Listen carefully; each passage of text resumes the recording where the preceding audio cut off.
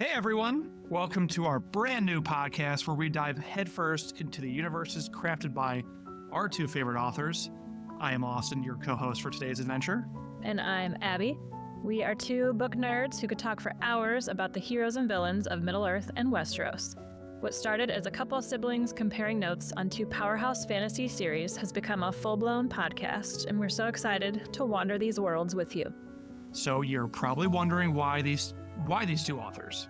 Well, both J.R. Tolkien and George R.R. Martin have a profound ability to create these vast, intertwined universes that are easy to escape into and that provide a wide array of characters to love and hate. Absolutely. Whether you're a diehard fan who can quote whole passages or just someone starting your journey into these realms, we've got something for you. Our goal is to make these stories accessible to everyone, no matter your level of familiarity. And a bit about us, Abby and I grew up surrounded by these tales. Our dad mandated that we read all the Lord of the Rings books before we could watch any of the movies, and we would all meet up to watch new episodes of Game of Thrones on Sunday nights. We've all had countless discussions about our favorite characters, unexpected plot twists, and the sneaky foreshadowing used throughout both sets of novels. This banter fueled our desire to create a podcast. In our upcoming episodes, expect deep dives into the lore and the characters, comparisons between the realms, and interviews with some special guests who love these stories just as much as we do. And don't worry, we'll keep it conversational and fun. We want this to feel like you're sitting around with fellow fans, having a lively chat about your favorite stories. And we really encourage you guys to join in our conversations. Share your theories, tell us your grievances, or just chat about how you discover these epic sagas yourself. What's your favorite character arc in Game of Thrones? Or what's your favorite battle scene in The Lord of the Rings? Can you act it out, scene by scene, like this guy here? We want to hear from you. I'm not calling myself a sword expert, but based off of watching Viggo Mortensen do it for 20 years plus, I think I am now. So, for the love of the lore, grab a flagon of ale, and let's go on an adventure!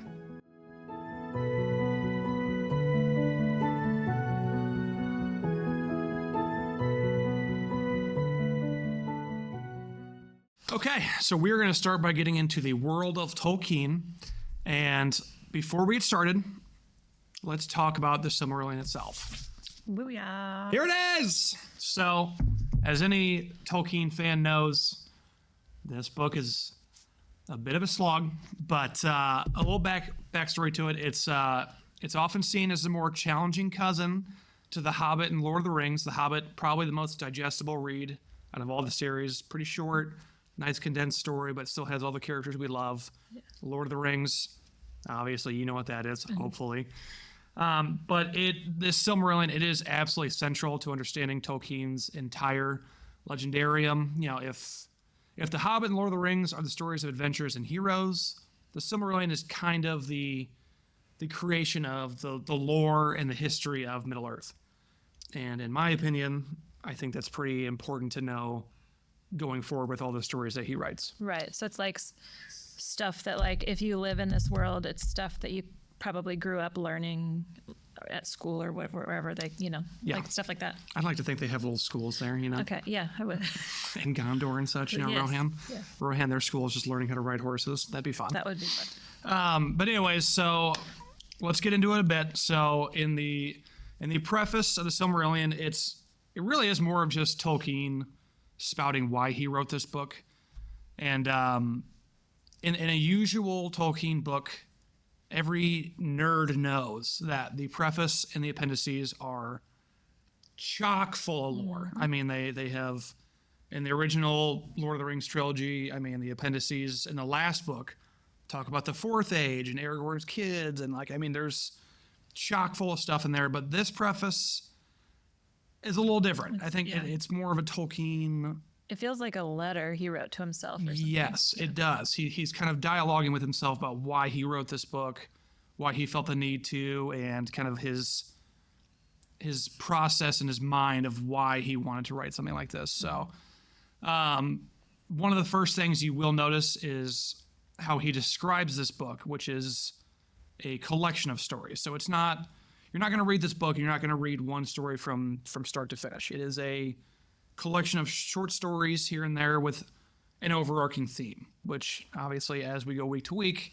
you'll start to see those themes come out more and more. But we are going to meet, and strap in, folks, you're going to meet a lot of characters. They're going to have a lot of names. Like there's going to be, 5 names for one character. Also, he has like a pronunciation guide at the back of the book, which is... And thanks to my lovely sister, she got me a whole book that breaks down each of the names and all of the names that he gives to one singular person.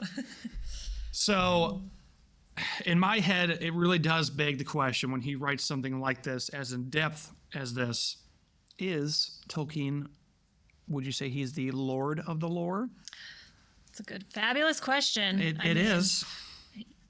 I'm sure fantasy existed before him. 100%. Don't quote me on that. I don't know for sure, but yeah, he definitely was. Back in the day, he went viral for sure, if you will. The viral in the 1920s to 70s. That's our boy. I think where I stand on it is that, I think art throughout human history, yes, you could say certain pieces are unique, but every artist takes inspiration from previous artists. Right. So I am sure, and we're not historians by any means, but I am sure he got, inspiration from some previous author, painter, whatever it may be. Because, in my head, elves were part of mythological lore. Right. Dragons were. Yeah.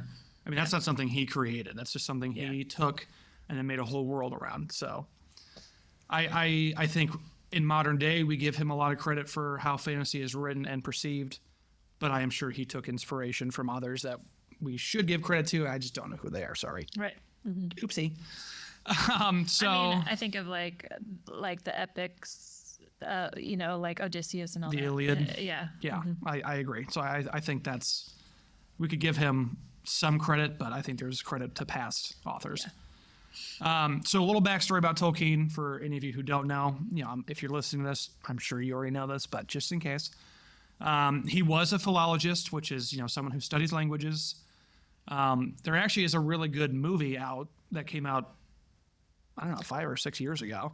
Yeah. That kind of gives the story of his life and how he really took, because he fought in World War I, and it takes his experiences from that war, and these books kind of feel like him dealing with all that PTSD, really. PTSD. Yeah. It's really what it is, because his trenchmate, who I believe passed, don't quote me on that, but I didn't watch the movie, but I remember when it came out. Yeah. Yes, his trenchmate, his name was Sam. So I know that's where he got the inspiration for Samwise. I gotcha. So it really is just him kind of dealing with the trauma that I'm sure he went through in that war. So what Tolkien really wanted to do was to create a mythology for England, but he wanted to have one that felt as rich and ancient as the Greek and Norse myths. As Americans, we look at England and we say, oh, we have all this history. But for him, they were still, I'm not going to say they were fairly new, but, he wanted something that was deeper and had kind of he wanted to weave more of a good and evil rather than a gray area. He wanted to show, why are we here? What is good and evil? Like, what are the consequences of our actions? So that's kind of why I think he is a philosopher as much as he is a philologist, in my opinion. Mm-hmm. Yeah, there's a lot of like good versus evil themes in of his stuff. He very much, and he really, the way he interprets human connection and relationships is something he was obviously very keen on, because he himself, like we just said, he lost his best friend, his trenchmate, when he got back from the war. He had a group of, I think, 6 or 7 friends before they left, and when they got back, it was just him and one other friend, and everybody else had passed in the war. I didn't know that. So that's why I think he has such a strong emphasis on fellowship, Fellowship of the Ring, in his books, because he loved his friends, he loved his families. So that's a little background on Tolkien. And then in the preface, we kind of learned about the journey to the Silmarillion's publication. So the way the Silmarillion worked is that it came out after The Hobbit and Lord of the Rings, and it actually wasn't published until after he had passed. The Silmarillion was never going to be a book that he released on his own. I think what his son did, Christopher, is that the Silmarillion was really a ton of random pages and stories that he found in his dad's office, and he kind of just smushed them together. I think if Tolkien had kept going, some of these stories would have been full-blown books. Probably. And I feel like I'm not an author, so I don't know. I just feel like if I were to sit down and write a book, there's going to have to be stuff that you have an understanding of that maybe your audience is only going to get like a paragraph or two about, but you need to know like the full backstory, especially in fantasy. I think we're going to see that a lot. So I think this was probably just kind of like him taking notes in his own history class, kind of. Yeah, no, I agree. And that's why, this is why we were talking about this before the podcast. I think this book is a really hard read. I'm not going to sugarcoat it. I think if you are new to Tolkien, this should be, you were okay to read this after The Hobbit and the Lord of the Rings. I think, if you're really keening to dive in, fiending to dive in, sure, go ahead and read it. I'm just warning you, it is a bit of a slog. But it's just because why we mentioned it is a ton of short stories smushed together. So that's why it can feel disjointed at times. But again, if you do love this world as much as I do, I think at least once in your life, you should sit down and read this book. I mean, it's hard, but I really do think that, each story adds more depth to Middle Earth, and it's about the world that we've come to know and love. So in my head. Or just tune in each week and we'll take you there. We'll do it for you. So speaking of, Let's dive. Shall we dive? Let's dive. Okay, chapter 1, Ayun Lindale, the music of the Ayunar. So, pardon my coffee sip here, but we all need it. I already had my 2 cups today. 2-cup minimum. So, the chapter is called Ayun Lindale, the music of the Ayunar. And you were going to see a very large theme of music throughout Lord of the Rings, and I'll dive into this a bit later, but it is, when you first read the books, you're going to see a lot of songs, you're going to see a lot of poems, but I think it adds to the beauty, but of course, that's the reason they don't really show it too much in the movies, because it's hard to integrate in real life-ish. But I do think it is beautiful, and I'll get into the music kind of a little bit here. But so this first chapter begins with the creation of the universe. I think we all figured we'd start there. But the first beings in Tolkien's myth are called the Ayunar. And these are divine spirits created by the Eru Ilúvatar, which you can think of the Eru Ilúvatar as the OG. He's God. He's the all-powerful, all-knowing God in this universe. He reigns supreme. So these Ayunar, you can kind of think of them as the angels. And as you can kind of tell already, we're diving into a bit of a influence of Catholicism and Christianity here. Because he was in England, and they were very Catholic. So. They're Anglican, but so he was actually different than most other English people. Because most English people are Anglican, which was from Henry VIII. We can dive into that later. Another podcast episode. He split from the Catholic Church back in the 1500s so that he could get divorced. So basically, Anglican is the same as Catholicism, except that they can get divorced. But Tolkien was a devout Catholic in England, that's its own set of stuff that he probably dealt with on a daily basis, because most of his friends probably had different faith. Yeah. And he has come out and said, and take this with a grain of salt, take it as you will, but he has said none of his characters are directly related to any biblical characters, but he has said they do take traits from them. So, it's not like Eru Ilúvatar is the god that they say in the Bible, but it's essentially the same. But this Eru Ilúvatar functions the same, as he is all powerful, but he does allow free will from his angels, from the people of Middle Earth, the dwarves, the elves, humans, yada yada. So the Ayunar, the angels, if you will, are gifted with a musical ability that mirrors their connection to the divine. So, Eru kind of gives them a theme, and then they kind of begin to, you could say sing, you could say play, whatever you want. They all play in harmony. And basically he describes this harmony as beholding of such beauty that it actually starts to begin creation of the world. And this is where the music theme really starts to play in. And I mean, you'll see this replayed throughout all the works. If you are, if you recognize the films the most, you'll actually see Aragorn and Viggo break into song a couple of times throughout the trilogy. Yeah, I think a couple times. And these characters really just use song as, it's not a prayer, I would say. It's more of, seeking guidance, trying to find answers for their current trials, that kind of thing. And I think it is, if you read it once, definitely read through the songs, but I will admit here, and, this is probably blasphemy. When I reread the books, I may skip over the songs a little bit. Skipped over the songs the first time I read the books, but don't tell Dad. Yeah, don't tell him. Hey, this is our secret, okay? But they are beautifully written, and he does have a way with words. So if it's your first time reading them, give them a try. But if you skip them, it is what it is.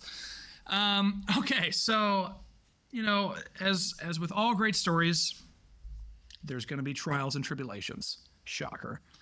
Otherwise, that wouldn't be a very good story. So in the beginning, one of the Ayunar, one of the angels, his name was Melkor, and if you are familiar with Lord of the Rings lore, that's not a good guy. He kind of became jealous of the Harmony, and he wanted to have his own vision for how he wanted the world to look. He had his own vision, he had his own passion for how he wanted the world to be run. So he starts to kind of break from the harmony of the other Ayunar, and this is just kind of the tip of the iceberg, and that eventually devolves into a lot of disharmony, pain, war that you will see coming up. So Melkor could be seen, if you're really still comparing Catholicism here, as a Satan figure. He really, he represents disharmony and chaos in the human elf. Fallen angel. Yeah. Yes, kind of going away from Eru, saying, peace, I'm out, I want to do my own thing. And, even in the most perfect of worlds, temptation to forge your own path, even through darkness, is still evident. So what's fascinating to me here is that Tolkien uses music as a metaphor for creation itself. The universe is shaped by this great symphony of the Ayunar, and every note, every change shapes the world that will come. But it's also a battle between order and chaos, one that you guys will see echoes throughout all the ages of Middle Earth. And the question becomes, can you have one without the other? I don't think so. I don't think so either. Because if you don't have chaos, what is order? Put that on a coffee mug or a bumper sticker or something. My real job is a teacher. That's an essential question. question. No big deal. I'm whipping my hair for you, even though I have none. That was nice. Get that on a bumper sticker. I just think, well, we could maybe get to this in a minute, but the way the music is actually described in that chapter, I think is interesting if you've seen the movies, because the way the rest of Ayunar, is that how you say? The way the rest of the Ayunar's music is described is very melodic, like a lot of harps and violin strings. But then the way that Melkor's music is described is a lot of drums, which reminds me of Sauron and the orcs and all, am I saying that right? Yeah. Okay. All those people. So I think that music, just to prove his point, that music really carries through all the ages. Yes. And I'm sure we'll get into Peter Jackson's interpretation of this, but I think when you listen to his score and Howard Shore's score of the movies, they really take that to heart, because whenever you're in the elf kingdoms, it's a lot of harp, it's a lot of light trumpets. I don't know what else you call that. Jazz. Yeah, some smooth jazz. Smooth jazz. You know those elves, they love smooth jazz. But then when you get to Sauron, it's a lot of drums banging, loud, dark music. And I think they really took that from the Silmarillion, which I enjoyed. I thought so too. So as we were just saying, as the music continues, it really starts to take physical form because of its beauty. And Eru reveals to them that the world they've been creating through this harmony is actually real, and it exists beyond their music. It's not just some figment of their imagination. He tells them it's a place they can physically go. And he then tasks all the Ayunar with kind of shaping it. So, you can think of the world at this point, it's it's messy. It's disjointed. There's, you know, you can think of like the early forms of Earth where it's mainly volcanic. Not a lot of life can live there. And Eru says, y'all get down there and fix it. You know, you guys take care of that. So that's where the land we have come to know and love is born, Middle Earth. And I wanted to take some time to quote Tolkien directly here from his description of creating Arda. And real quick, just to preface, Arda is Earth. He'll say Earth, but he'll also say Arda because it's not confusing at all. No, never. But I really do think this passage is quite beautiful. So he says, "Yet it is told among the Eldar that the Valar endeavored ever, in despite of Melkor, to rule the earth and to prepare it for the coming of the firstborn. And they built lands, and Melkor destroyed them. Valleys they delved, and Melkor raised them. Mountains they carved, and Melkor threw them down. Seas they hollowed, and Melkor spilled them. And naught might have peace or come to lasting growth. For as surely as the Valar began a labor, so would Melkor undo it or corrupt it. And yet their labor was not at all in vain. And though nowhere and in no work was their will and purpose wholly fulfilled, and all things were in hue and shape other than the Valar had at first intended, slowly nonetheless the earth was fashioned and made firm, and thus was the habitation of the children of Iluvatar established, at the last in the deeps of time and amidst the innumerable stars." Whoa. So that's a little snippet of how this guy writes books. It's wordy. Wordy, but I do think it's his words flow They do. so well together. Do you know what you're actually reading sometimes? Absolutely not. But I just think his linguist background really helps him flow his wording. I mean, that last sentence about established at last in the deeps of time and amidst the innumerable stars. I love that line.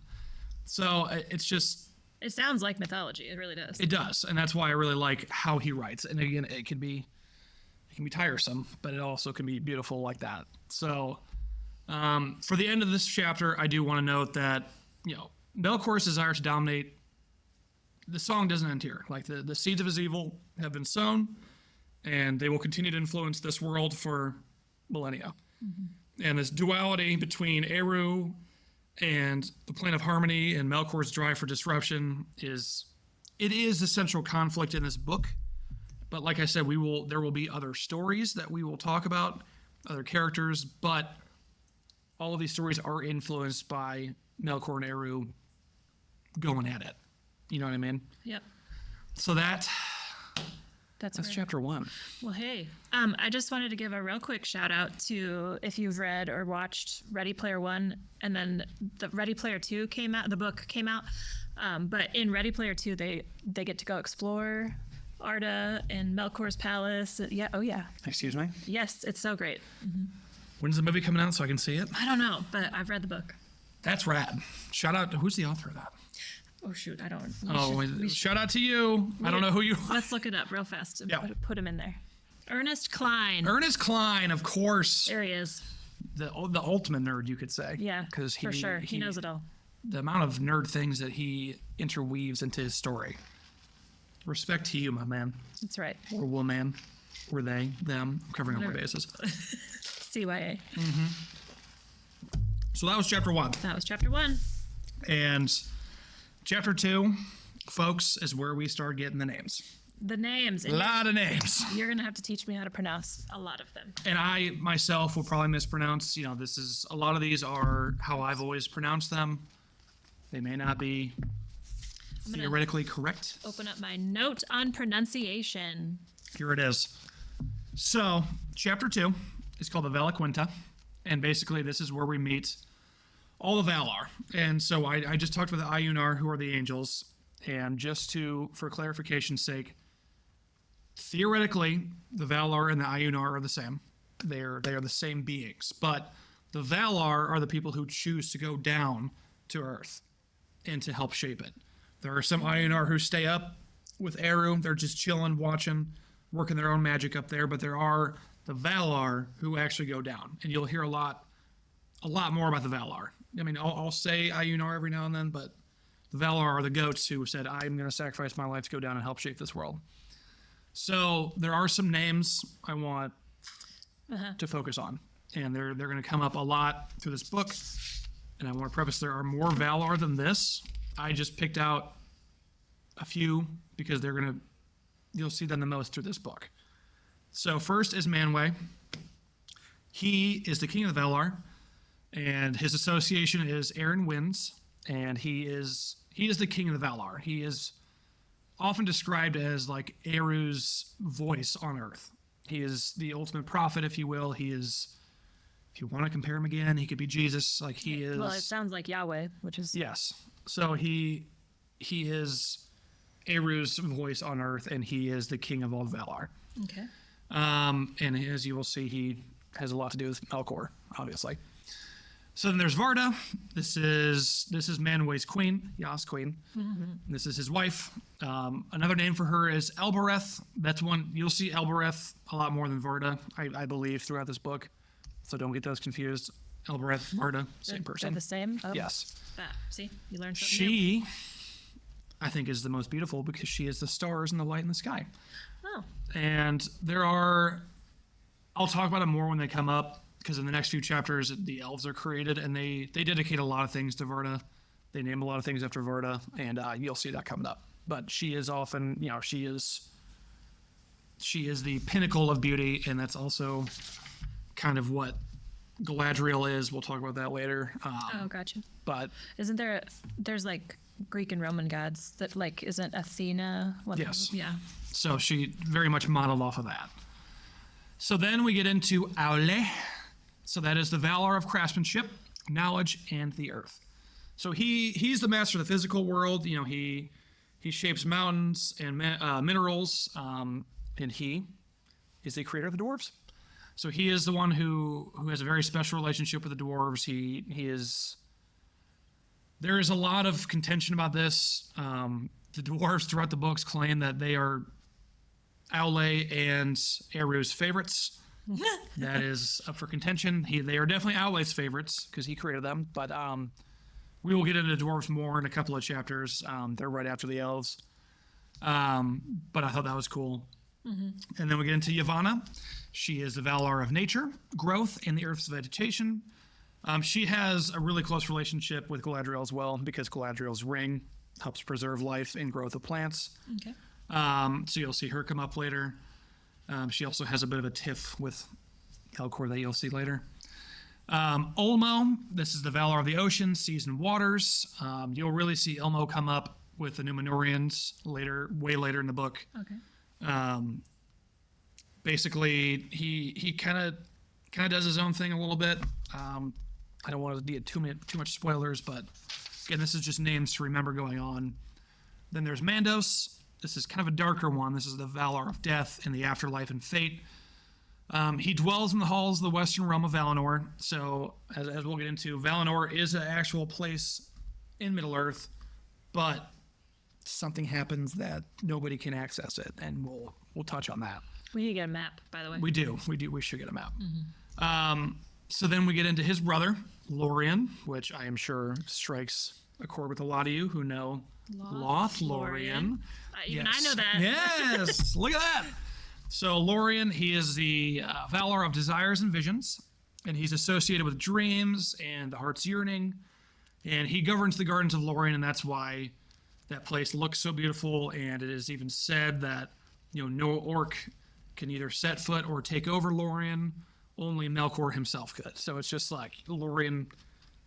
And I got that thing on lock. You know what I mean? Yeah, that's the elves live there, but which elves, right? Mm-hmm. Is it Galadriel's elves or Rivendell? It changes. Okay. So Got it. they migrate. They migrate a little bit. You'll see. All right, we'll get there. And then there's Tulkas. He is the Valar of strength and athleticism. Which I think is funny because it sounds like his name, Tolkien. Oh, it does. Wonder if he wrote this by himself. I am strong. He is one who gets into a lot of major battles with Melkor. You can kind of think of him as the god of war almost, Tulkas. So you'll see him have some tiffs with Melkor here coming up. And there's Nienna. This is the Valar of grief and mourning, who teaches endurance and compassion through suffering. And what I thought was awesome is that Gandalf is actually Nienna's greatest pupil. Fun fact. So Nienna's often depicted in a gray cloak, kind of obviously she exudes grief and mourning, so she's always kind of pictured away from the group, shying in the corner. Okay. And Gandalf, that is why they say he wears gray. It's because of Nienna. All right. So I thought that was really fascinating. But then the other one you really need to know is Melkor. So Melkor, at this point in chapter 2, he has now entered the world as well, and his goal is to become the most powerful of the Valar, but not in a good way. He starts a long fight rebellion with the other Valar, and you can kind of start to see his harmony, his influence is becoming corrupt, and it's corrupting the world. It's making things go to shit. I don't know why I spelled it out. I could have just said it. Well, we're a Family friendly. family. So we're really starting to see the seeds of that Melkor disharmony begin.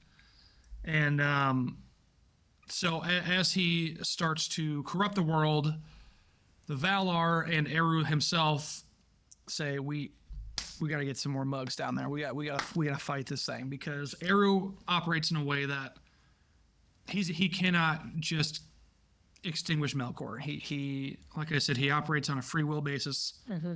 So he can't just come down there and banish Melkor, Smite because you. yes, he cannot smite. Do you want to get smote? Smoten? I'm smoten. From Moana.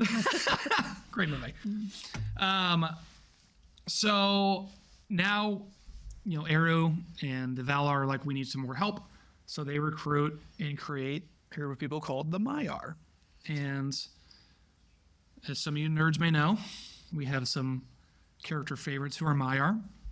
So the Maiar are a numerous but less powerful people of the Valar, but they are still very mighty in their own right. Don't get me wrong.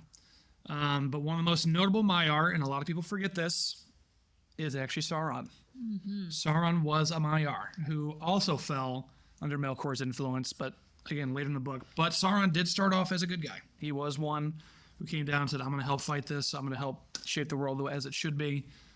But we start to see his story kind of start here as he is put down on the earth. I don't think I realized that. Yes. I didn't read this chapter as well as you did, but Oh, that's okay. That's all why right. I'm here. Yeah.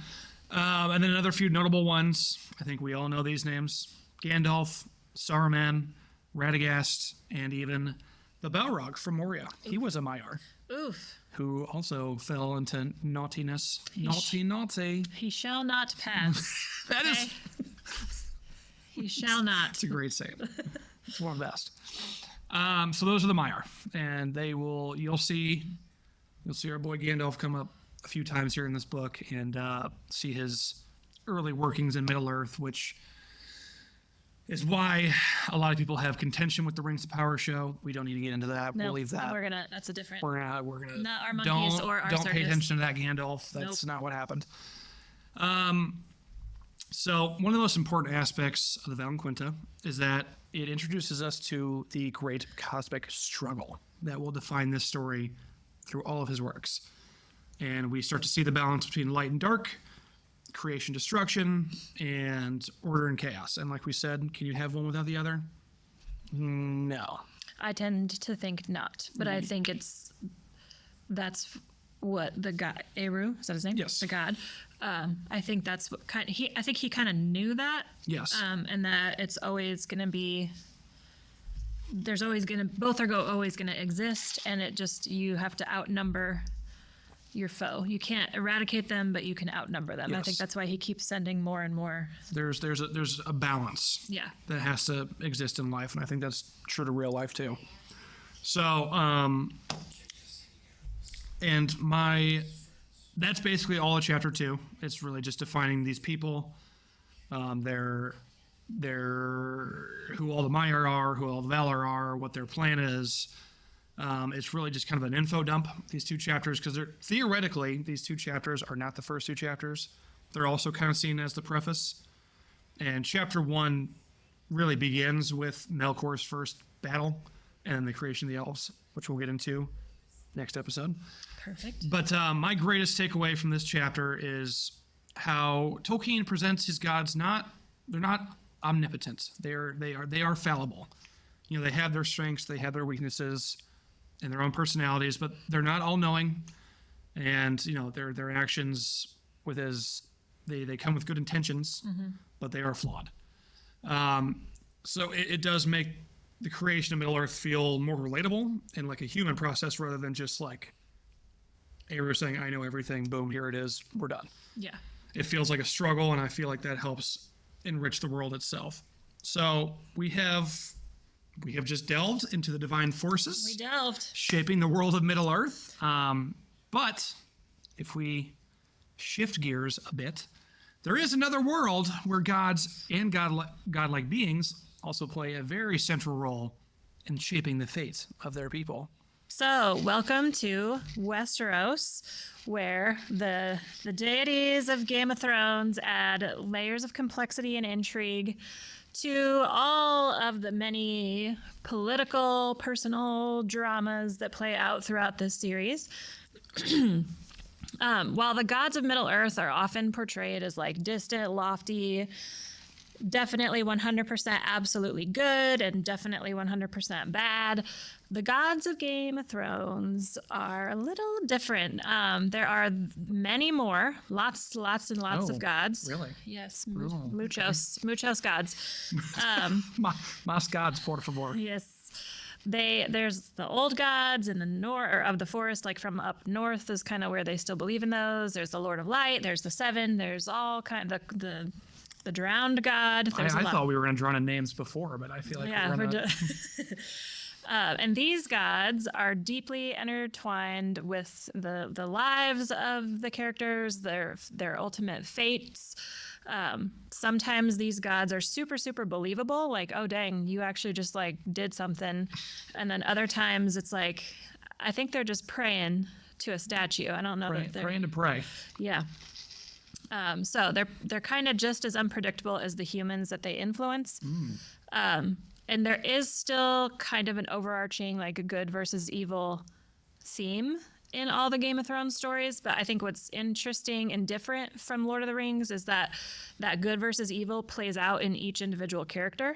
Oh. Like each character is both good and bad, and which one is gonna be their ultimate, true personality, I think is kind of. Yeah, and so my understanding too is what I've always liked about this show specifically, and I think it's going to work into the deities a bit too, is how many threads there are. Oh. How many forces are working constantly. Because like we just said, Lord of the Rings is very black and white. There's a good and there's a bad. What I've always liked about Game of Thrones is that, yes, there's a good and bad, but there's also a thread working from Essos, and there's a thread working in the north, and there's a thread working down south and in King's Landing, and like they're all interweaving. They all have their own motivations, and they're all you could describe as good and bad, but it's a bit of a gray area, and that's I assume is going to work into our deities a little bit as well. For sure. And then if you just for a quick background, I'm not a George R.R. like super fan like of him personally. I'm a super fan of his books, but not him personally. But I do know he has called himself a gardener. Like he's real good at like planting all these seeds and letting the roots kind of just like grow throughout and like Wow. and then cross over each other and like all this stuff. I think his weakness, if you know anything about him, is then like wrapping it all back up at the end. Put a little bow on it. Yeah, we're not there yet. So we're all still waiting for his next book to be published. It's been over a decade, so we'll see. Yeah. But yeah, let's dive in to Westeros here real fast. Just because I'm a cite your sources kind of gal, here's my source. My biggest source is the World of Ice and Fire. The cool thing about this book is it's got a ton of fan art in it. Pictures, people. It's a picture book. Like that's the cover, inside cover, I mean. That's rad. So It's in Silmarillion, not a lot of pictures. This No. book, I'm telling you people, much easier read. for sure. For sure. So, and I'm not going to go in order of the book because it reads a lot like a history book if you were to be sitting in a history class. So that is like kind of similar-ish to the Silmarillion. Did I say that right? Sure did. Silmar is what I like to Silmar, call we'll just nickname it Silmar. But yeah, this is kind of like the stuff that these characters grow up hearing about, learning about. It's the stuff that they take for granted that we, the reader, don't necessarily know about. I'm going to start up north with, the Starks. House Stark of Winterfell. You love me a good Stark. Me as well. They're everybody's favorite. I guess not everybody's. If you have good taste, Yeah. it's a little subjective. I'm sorry. They're kind of the protagonists in the television series. So they're, you kind of root for at least one of them at some point throughout the show. A lot of us rooted for most of them. In my head, the Starks really exemplify honor. For And sure. I feel like you don't have a lot of honor in Westeros, so I like we're going to do things the right way if we can. Yeah. Yep. So throughout this chapter, there's a whole chapter dedicated to the North in the book A World of Ice and Fire, and then I kind of also dip over to the wiki of Ice and Fire, which you could get lost in that thing for literal Oh my days. God. But I had a dabble with it oh last night, just taking a peek at some of these old gods. This thing keeps on, because you can click on names and it takes you to a new link, and you click on Yeah. that name and it takes you to a different link. I'm like, oh, Gardner, he's a gardener. he's Gardner. Confirmed. Gardner confirmed. Now he just needs a harvest. Yeah, please. Come on. We've been waiting. So I'm going to start just in Winterfell itself, which if you know anything about the show or the books or whatever, Winterfell is the ancestral home of House Stark. They have always lived there since kind of what they call the Dawn Age, which there's a whole separate chapter on the Dawn Age that we'll get to later, but we're going to skip ahead to House Stark. They're already established here now. They have this huge castle there. And it's the interesting thing about the castle at Winterfell is that legend has it was built by Brandon the Builder. It's a name I've heard before. It's this mythical character who supposedly built all kinds of stuff all over Westeros, Right. From the wall. Yep. It's rumored he built the wall. And I have so many questions how one guy can build that. We'll get to it. We'll get to it. Winterfell. He's also credited with building Storm's End, which is where House Baratheon lives. You guys all know Robert Baratheon. He's a busy fella. He's a busy guy. He's My goodness. and how did he do it by hand with himself? Who knows? Just a hammer. Yeah. So really, what most modern, if you want to call Game of Thrones modern, if you want to call those characters, they kind of know that Brandon the Builder wasn't really one person. It was probably like a whole generation of people I hope so. that kind of had the same idea. And Winterfell itself is kind of evidence that it wasn't built by one person. So, and keep in mind, if you are a show only person, I talk a lot more about the books. So, book Winterfell is way, way, way bigger than show Winterfell. Okay, I've always wondered that because in the show it looks pretty tiny. Like Yeah. it's a castle. Don't get me wrong, but I'm like, how do theoretically thousands of people are supposed to live in there? Correct. It looks like maybe 100 people could live in that thing in the Right. show. Yeah. So that's why I've always been confused. No, it's huge, and it's got lots of towers. You can tell that each different tower, was kind of built in a different era. It's like cool. the Eras tour, if you will. Oh, hello, Tay Tay. So it's and there's in addition to all these like huge halls, towers, grounds for all their animals and everything, they also have these huge wide open spaces that are within the castle wall. So they've got places for their dogs to run, places for the horses to train, all kinds of They things. have a dog playground. Oh yeah, the hounds. This is why I like them. Mm-hmm. Go Starks. And they have a Godswood. A lot. We'll get into Godswoods later. Don't worry about it. But they have one. So yeah, and it's not built on level ground. It's kind of hilly in there. Oh, so you could say it's like Edoras Yes. from Lord of the Rings. There you Sorry, go. a little throwback. That's all right. So not all the buildings are going to match. They're all different heights and Cool. sizes, and yeah. Gives it a really unique look. Yes. And then the other thing that the show kind of ignores until the very end in season 8, they finally show it. There's this whole little town right outside the gates of Winterfell called Wintertown. And that's where a ton of the like farmers and craftsmen and things like that, they all live in Wintertown, and then they just travel inside the gates every day to sell their goods. They really didn't show that. No, all? they show it in season 8 as Daenerys is getting there. Oh, She like parades through. I missed that completely. Yeah, it's because they didn't explain like this is Winter Town. It's just a parade. But yeah, she goes through it, so you kind of get to see it a little bit. Fascinating. And contrary to the show, in the books, Winterfell is usually kind of empty during the spring and the summer. And as you know, the show starts off in summer. It's summertime. One thing about seasons, a note on seasons in Game of Thrones, seasons can last years, sometimes decades. So we're not like our calendar where it's winter No. for 3 months, fall for 3 months. Like it's okay. Yeah, like a whole generation could be summer. Whoever gets the full winter generation, that sucks. Yes, that happened. It was called The Long Night. Oh, that's rough for y'all. Wrap it up. Give me the summer season. Yeah. So typically during spring and summer, they're actually at one of their other palaces. They're usually not in Winterfell, but then everybody kind of loads back into Winterfell during autumn, where they can store up all their goods for the winter that is coming. Always, those are their Winter is coming. I've heard that a few times. those are their words. The words of House Stark is winter is coming. So that's when everybody kind of Congeals. into Winterfell, and even the people in Wintertown will then move inside the gates. Oh, so they're all huddled. They're like penguins. Yeah. Okay. Yep. The nice thing about Winterfell is it's built right on top of natural hot springs. And that is probably Feel it now. you see those in the show, kind of. You see them in the Godswood next to the weirwood tree. There's a big pool. I don't know that they actually tell us it's like hot water in there, but it is. You do see the lake.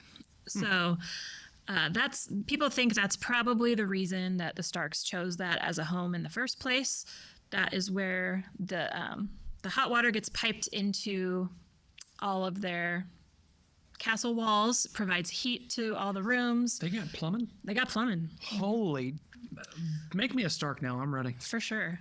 And that's what keeps the Godwood alive during winter seasons is the hot springs, because all those trees are able to withstand winter, which is So I thought it was just like magic that kept it alive. It's like they're actual living trees. yeah, there's actual like nature happening, yeah. Wow. And in the book they reference a lot that Catelyn's room is the warmest. Bougie queen. She is a bougie queen. So she's got the most plumbing. Wow. And she doesn't always even need her fireplace because a lot of times her room is already warm. Most of their other rooms, they have a little bit of that warmth from the pipes, but they also still need to burn their fire in their fireplace. So Well, she's just hogging it. just a little tidbit. Wow. All right. So yeah, and then the last little thing to note at Winterfell itself, it has two outer walls, two defensive walls, and in between those two walls is a big moat. Oh yes, we love a medieval moat. We love a moat. Yes. So it's formidable to try to attack from the outside. You make it past the first ring wall, and then you've got this big moat, and then there's a whole second ring wall. And This is just making me just flashback to why in the show. I'm sorry, I'm going to keep referencing the show. I'm really sorry. you're fine. Why and how they handled the attack of the Night Walkers. That's not the right word. The White Walkers. Yeah. Why were they outside the walls? I don't know. We're not going to talk about that. I'm sorry. They have a moat. Why would you not use that to your advantage? Correct. Anyways, Yeah, and they also have enough people to man both walls, Oh my God. which correct me if I'm wrong. If you're a super GOT nerd, I could be wrong, but I believe down in King's Landing they are struggling to man their outer wall with the gold cloaks. The gold cloaks are like their police. Pretty big outer wall. We'll get to King's Landing later, but I think that's what's interesting about Winterfell is that so many people are dedicated to the Starks that they can man both of those walls at all times. and it feels a lot more. It is formidable. You said Yeah. already. It's like it's more condensed, whereas King's Landing is Massive. it's vast. Yeah. Yeah. Yep. All right, so that's my note on Winterfell. That's where the Starks live. The goats. So moving on just to the entire realm of the North, it is very, very large. It is the largest of the seven kingdoms. The Westeros is made up of seven kingdoms, if you didn't already know. They used to all be ruled by their own king or royal family, really. All seven of the kingdoms until Aegon the Conqueror came. And if you watch House of the Dragon, you know all about him now and his descendants and that good stuff. So he kind of unified all seven of those kingdoms, and it is now just called, Westeros, the seven kingdoms. But size-wise, like landmass-wise, the North is the biggest.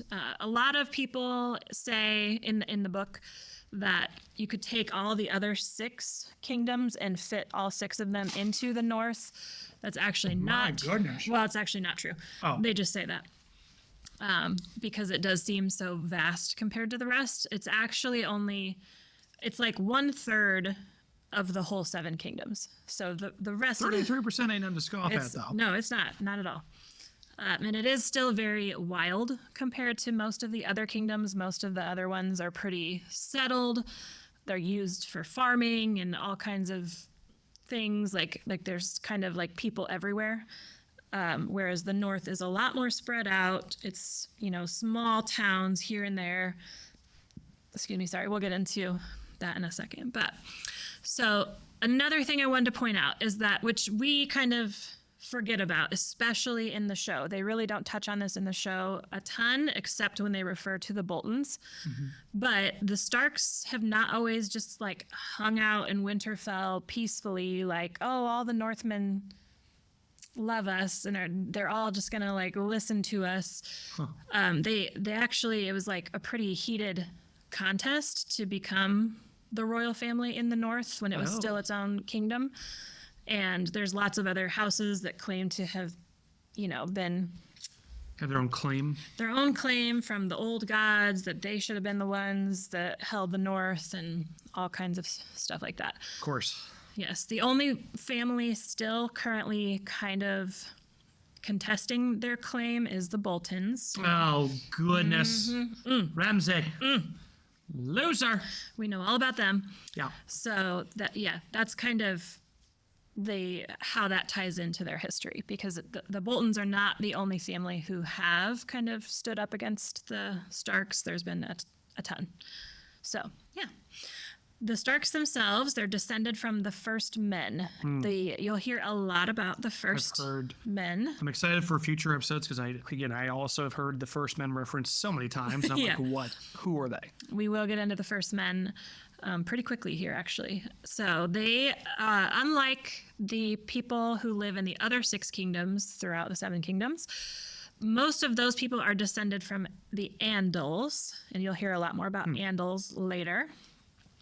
But the first men, obviously, were the first humans to settle or colonize, if you will, the kingdom of Westeros. So they came over from this other continent called Essos, and they got here and started building little towns and cities and things like that. And they were the first humans here for quite a while, until a few millennia later when the Andals showed up. Interesting. So, yeah, Starks are OG, man. They've been here since the first. I knew it. That's why I had such good vibes about them. I know.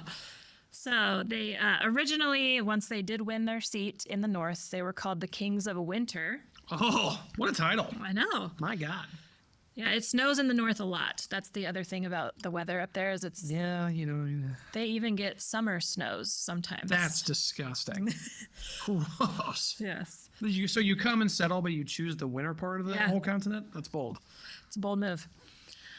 Later on, they refer to themselves as the Kings in the North. We know about that. The King in the North! King in the North. So yes, there's centuries of marriage pacts. The Starks their bloodline has kind of sprouted several offshoots. They've intermarried with a few other prominent families in the North. There's like cousins, like the Karstarks are a different family. They have a different little castle. So what a Karstark is? They are Starks, or they're just like a cousin? A cousin, basically. Okay. They have Stark blood through marriage a long time ago. It's like a long lineage of marriages. Okay. Mm-hmm. And there's a few other families that have this kind of the same thing. The Karstarks have the strongest ties. That's why their name has Stark in it. But there's a few other families that have quite a bit of Stark blood. And the quote unquote bastard children are Snow. Snow. That's another so rad. interesting little facet of Westeros is if you are born out of wedlock, you don't get a real last name. You get a last name that is from wherever you were born. So if you were born in the north, then your last name is Snow. Jon Snow. He knows nothing. That is the word on the street. So yeah. Let's see what else we got. The current north, the way it currently is, its borders, I guess, because its borders used to be slightly larger, but they have shrunk just a little since the beginning. So currently it starts at the neck and goes all the way to the New Gift. The New Gift, it does not go all the way to the north, to the wall. The north used to go from the neck all the way up north to the wall, the literal actual wall. It doesn't? It doesn't anymore. What? Old King Jaehaerys, who we met in House of the Dragon, he's the really old guy that died at the very, very beginning.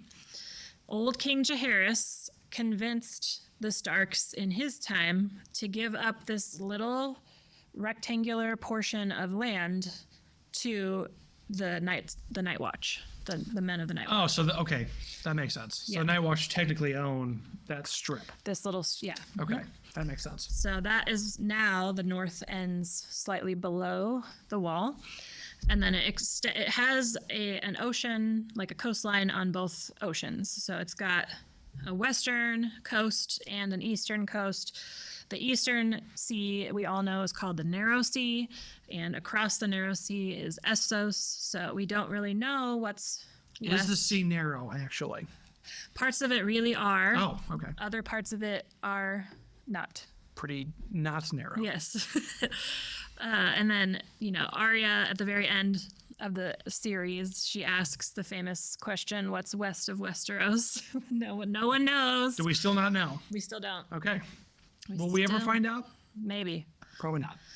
So yeah, that is their current land borders. So King Jaehaerys' idea, by the way, of giving up that portion of the north to the Night's Watch was not super popular. And at first, the Starks kind of fought it pretty hard at first.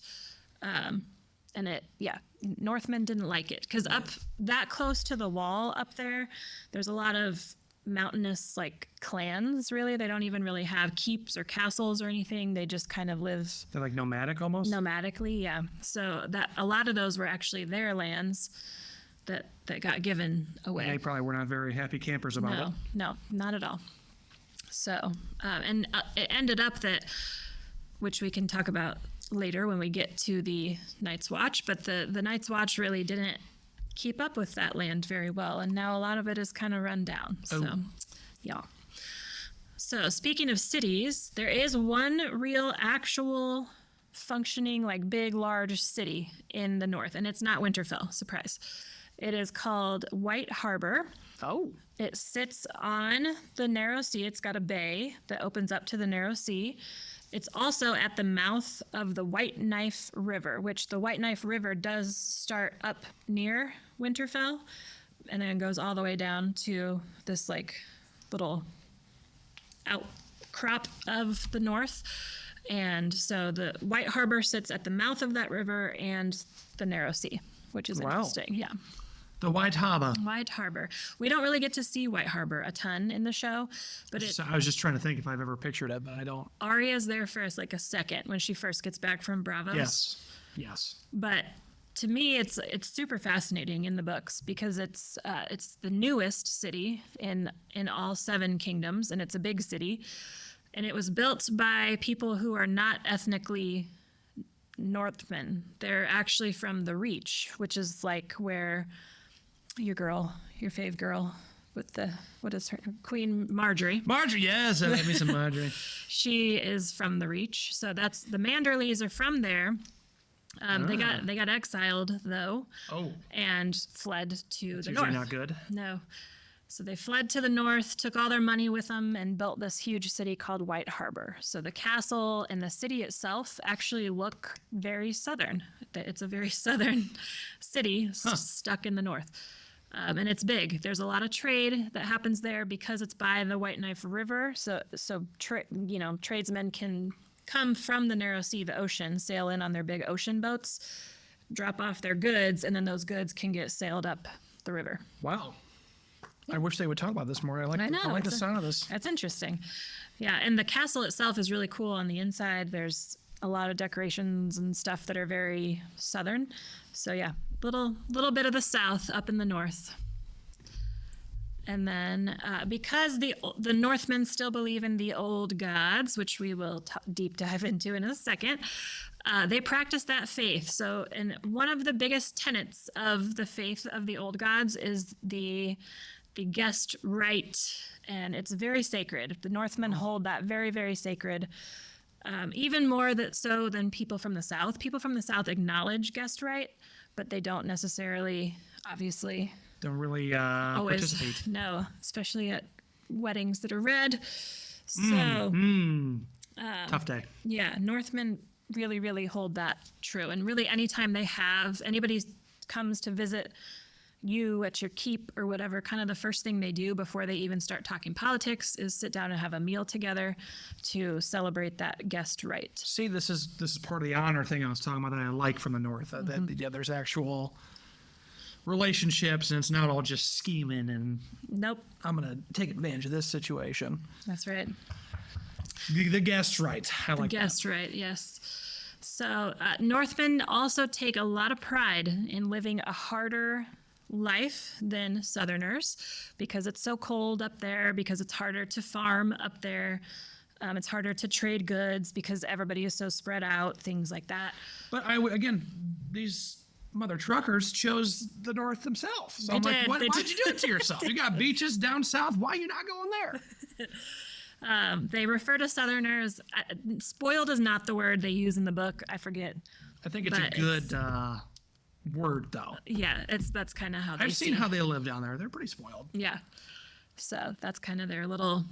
We're from the north. They've got gardens down there. They've got a Yeah. big old city that has everything they need. They got beaches. They got sand. They're spoiled. And I think it's funny because the wildlings see the Northmen that way. Like, you Like know. the Northmen are spoiled? Yes. I mean, yeah, the wildlings, they got a rough. Yeah. They got a rough Then existence up there. you know nothing. Nothing, Jon Snow. So I think the further north you go, the harder your life gets, basically. So yeah. And there's all kinds of different areas of the north, like little peoples that live in different parts of it. And each little section kind of has its own lore, which I think is fun. We love lore. We love Some lore. would say our podcast name indicates. That we love lore. Such.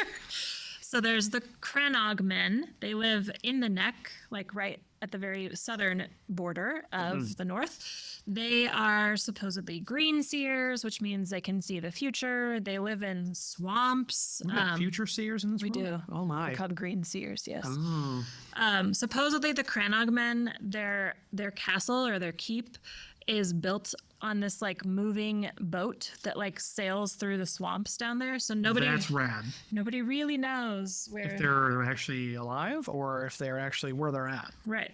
Ah-ha-ha. So it's fun. Moat Cailin is a really, really old keep that was hard to get past if you were trying to drive like your armies north. Moat Cailin kind of sits just past the neck, right before you get to like where the north really spreads out a ton. So Moat Cailin is a big deal. Skagos, you heard about Skagos? I've heard about this one. It's an island way up north. Not quite beyond the wall, but also not quite really in the north either. There's a ton of legends that the people that live on Skagos are cannibals. And Is Bear Island close to Skagos? Am I No. picturing that right? Bear No, Island's over on the other side. to the left. Yeah, If you're looking at it. Skagos, Yeah, yeah. okay. It's to the west, I mean. Yeah. Okay. Yep. So yeah, Skagos is Got some interesting. cannibals up there? Got some cannibals, supposedly, ain't going to Skagos. allegedly. Allegedly. And then we already kind of talked about the mountain clans. They're all different. Ned Stark famously it was one of the first North, like Starks, I guess, that could actually make deals with the mountain clans. There was a lot of Starks in a row that kind of burned some bridges with the mountain clans, and then Ned Stark really brought a few of them back into the fold, which was a credit to his character. So yeah. Other fun thoughts I had about the North. So to me, this is Scotland, because if you look at England, it basically is Westeros, the country of England. Oh, I don't think I ever made that connection before. So both of our authors are basing their worlds off of England. I think Wow. so. Fascinating. So yeah, Scotland theoretically, even geographically, yeah. is the same as the North. Yep. Wow. Scotland. Scotland. Well, that's what Jon Snow has. He has a Scottish accent. He does, yeah. Oh my God. So, and then the North itself would obviously be Scotland. The South, especially like King's Landing, is obviously London. There's other little parts that tie into the South as well. I kind of, some people disagree with me on this, but I kind of think that the Reach, because the Reach, remember, is where all the entire food supply for the whole Seven Kingdoms pretty much comes from the Reach. Right. So to me, that's kind of like France. Avez-vous français? Yes. I And don't know what that then means. I just said it. Dorne reminds me of Spain. So I don't know. What do you think? I was just about to say, I feel like Dorne's Spain because it's very sandy, warmer, and you can kind of see, at least in the show, and a little bit in that book, architecture is kind of the same. And then we got, is it, where are the Lannisters from? They are from Casterly Rock, which the Westerlands is what they call those. The Yeah, I'm Westerlands. trying to think of what they would be. They, I think, are interesting. Yeah. Because it's not Ireland. No, it's definitely not. It's It's kind of its own. thing. It's a little Western, like us Western-ish. Like it's a little bit California, I think. Yeah, that's what I was gonna say. I was like, it feels more American than Yeah. anything. Yeah. So I could definitely see his little seeds of real life inspo. Yeah. And I feel like the Baratheons, Storm's End is very German. Yes. Kind of. Oh yeah. Because they're they're gruff. You know what I mean? Germanic. Yeah. So yeah, that's just a little. And if we did America, I think we live. We're both from Illinois, so I think we live in the Riverlands, or Oh, yeah. I guess maybe the Lakelands, because we live by all the Great Lakes. Yes. But yeah, I think King's Landing would be like New York, or the Northeast in Yes, general. they The would. Northeast in general. Encompassed into one. Yeah. Yeah, so fun little connections. And then another deep dive for a different episode, but we will get into it eventually. If you don't know, George R. R. Martin is a Ricardian. Do you know, if you don't even know what a Ricardian is, Learn me. 'Cause I have no idea. it basically just means he's obsessed with the War of the Roses that actually took place in England in the 14 to 1500s. So the War of the Roses was a fight for the English throne between two big families. The families' names were York and I'm sensing a connection here. York sounds like Stark and Lancaster. Oh my God. Lannister. So there you go. Wow.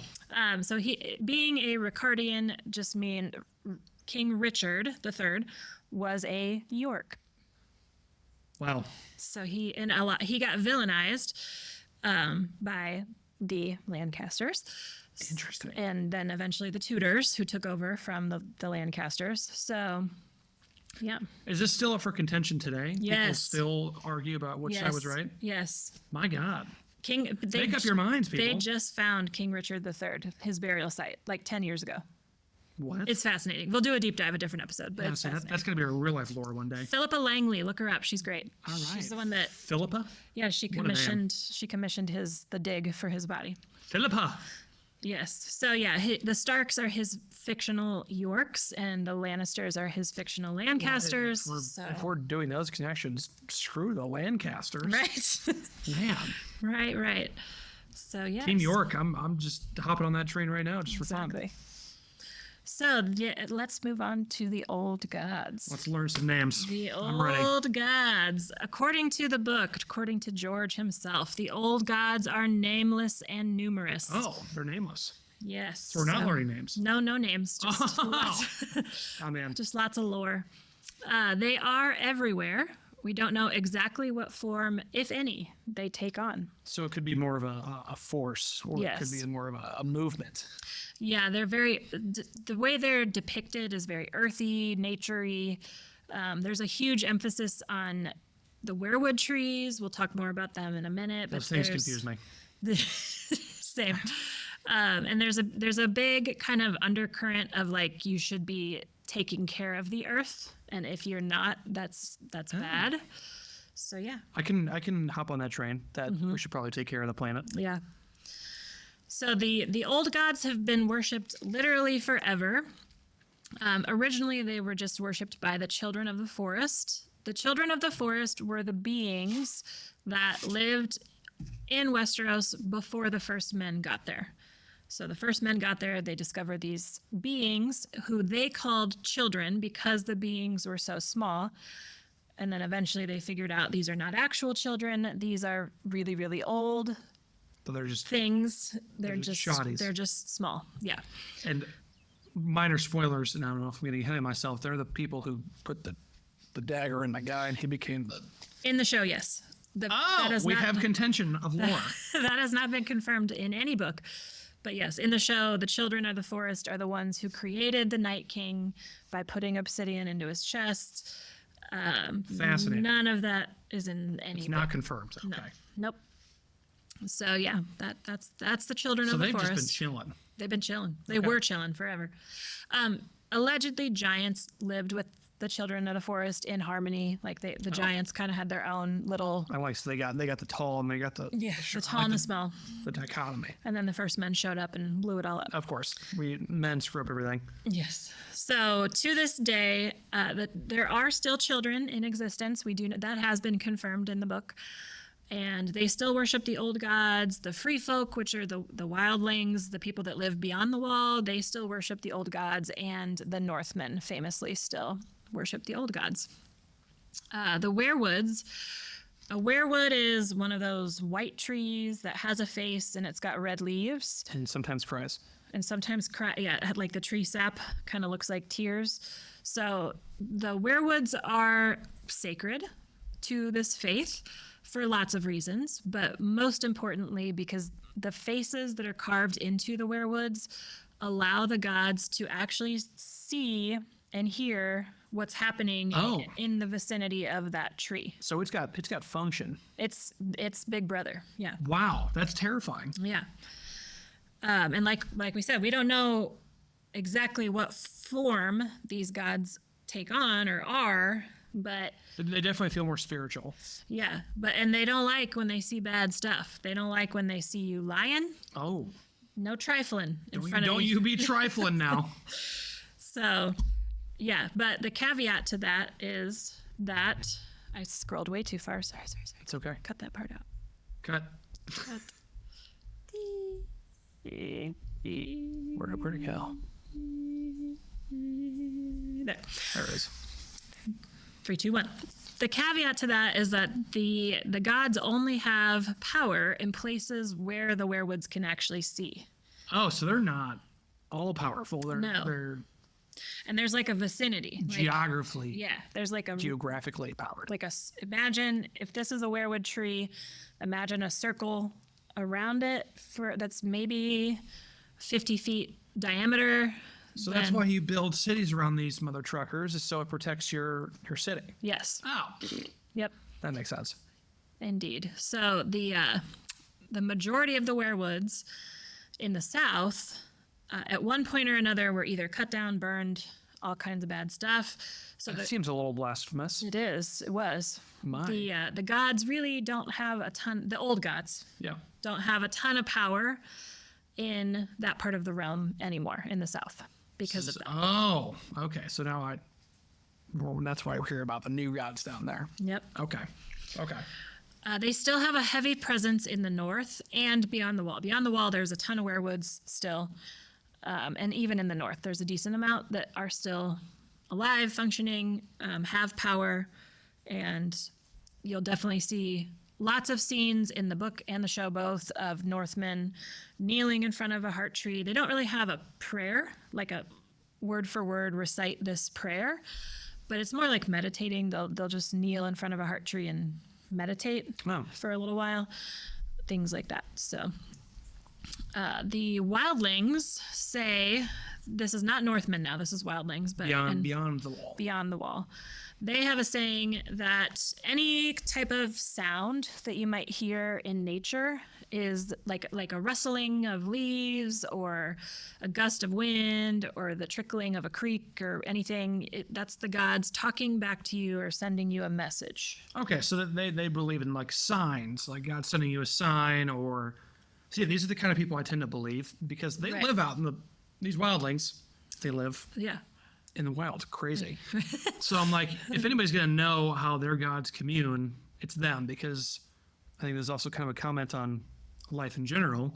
When you live in that big city, you get distracted by all the other noise. Right. But if you live in nature, you're gonna be able to take signs from it. So that's fascinating. For sure.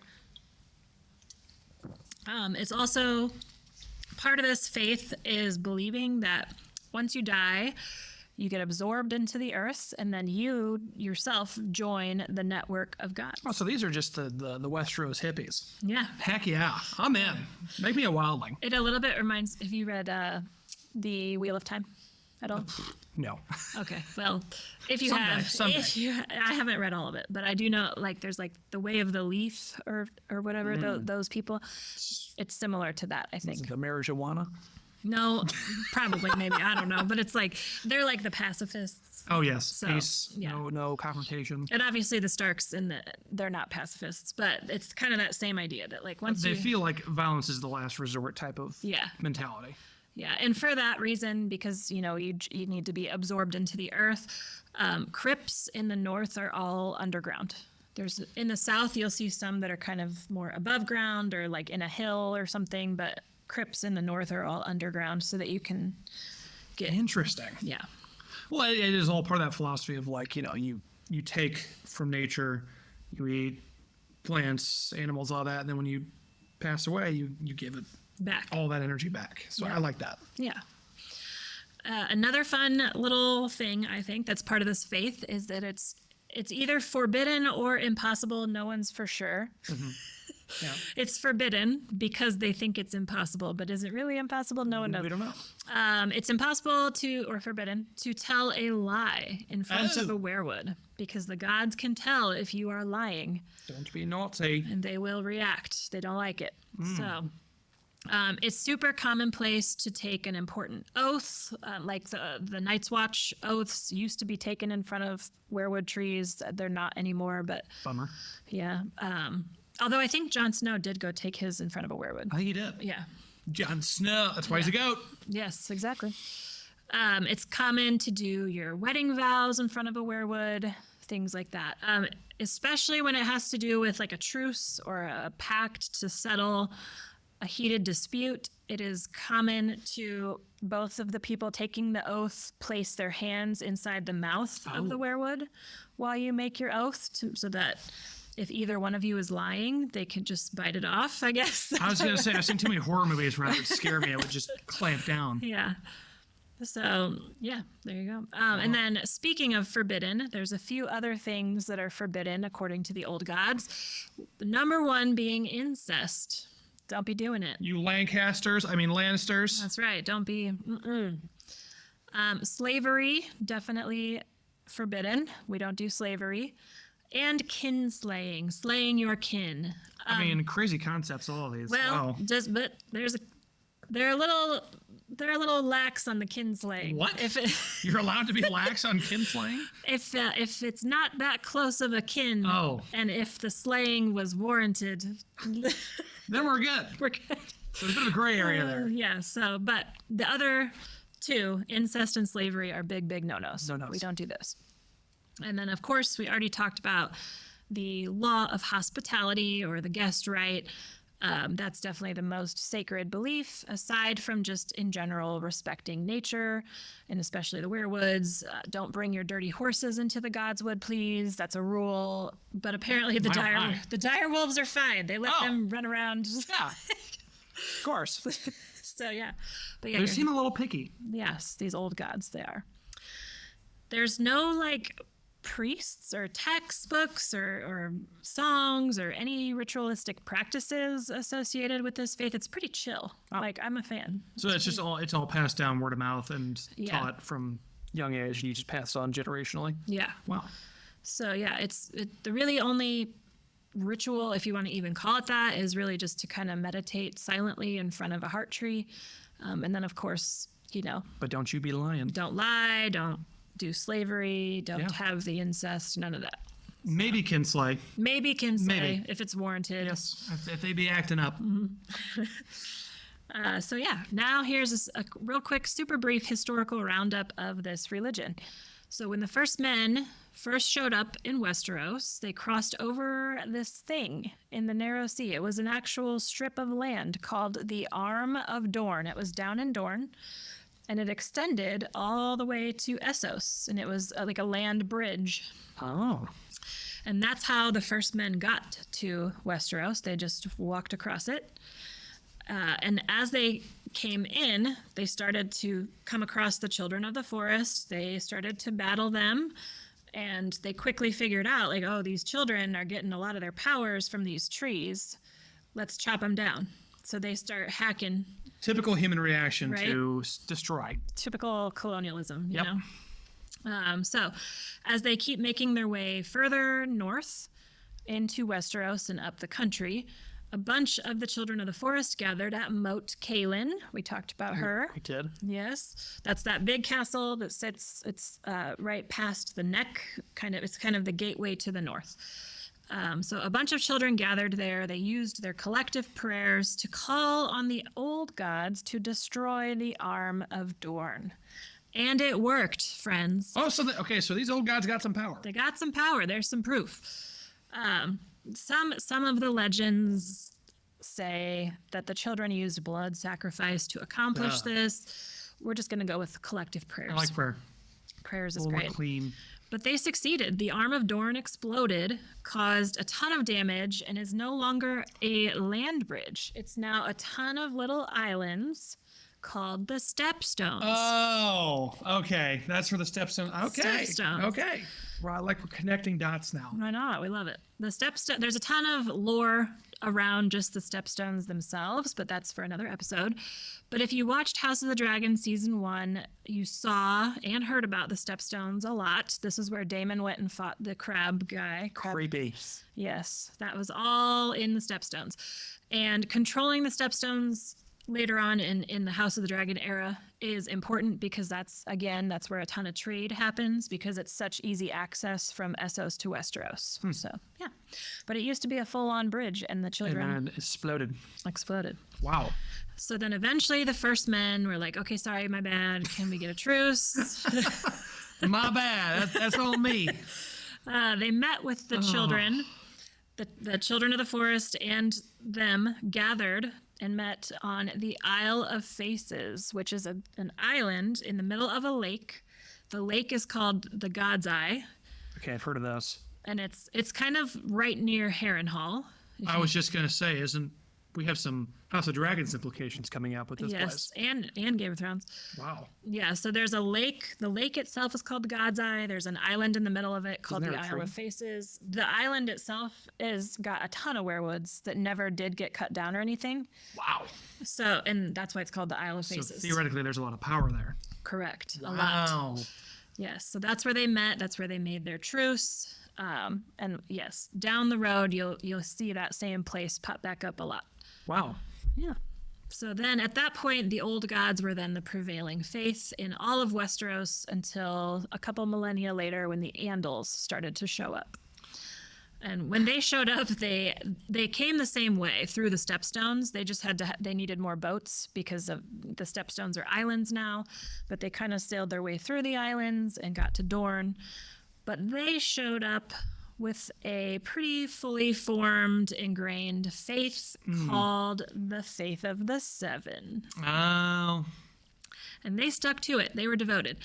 So they saw the old gods as basically demons, went ahead and finished the job the first men started, seeking out and destroying any remaining werewoods in the south. What? Jeez. Why are these new people always moving in and wrecking stuff? I know. Wow. Man. So fast forward to present day, and now every kingdom in the south practices the Faith of the Seven. The only exception to that is House Blackwood in the Riverlands, which we saw a little bit of in House of the Dragon. It was House Brecken versus Blackwood. Yes. So the Blackwoods actually still believe in the old gods, even though they're from the Riverlands. And they kind of referenced how the Riverlands, which is like River Run and the Tullys, they actually still have some blood connections to the First Men, sort of. Not as strong as the Northmen or the Starks. But there is a lineage. Yeah, they're pretty old. They've been here a while. Okay. So yeah, obviously it makes sense that a family in the Riverlands would still practice the faith of the old gods. But yeah, final thoughts to wrap.